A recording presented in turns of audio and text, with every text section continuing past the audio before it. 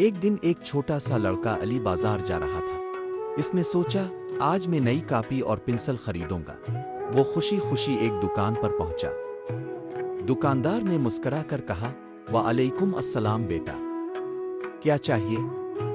अली ने जवाब दिया, चाचा जी एक कॉपी और एक पेंसिल दे दें। दुकानदार ने चीजें पैक की और कहा, कल 30 रुपए हुए बेटा।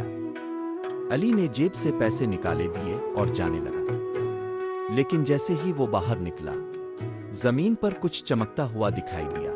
अरे, ये तो 100 रुपए का नोट था। अली ने नोट उठाया, कुछ लम्हे सोचा, फिर वापस दुकानदार के पास गया। अली ने कहा, चाचा जी ये नोट शायद आपका है, मैंने दुकान के बाहर पाया। दुकानदार हैरान हुआ, फिर खुशी से बोला, वाह बेटा, तुम बहुत ईमानदार हो। ये नोट मेरा ही था, तुमने मेरा दिल जीत लिया। इसने दराज से एक नई कॉपी और पेंसिल निकाली और कहा, यह तुम्हारे लिए तोहफा है, तुम्हारी सच्चाई के इनाम में। अली खुश होकर बोला, शुक्रिया चाचा जी, मैंने तो बस सच बोला है। और चाचा जी मुस्कुरा कर बोले, याद रखो बेटा, सच बोलने वाला कभी नुकसान में नहीं रहता। सच्चाई हमेशा कामयाबी की कुंजी है।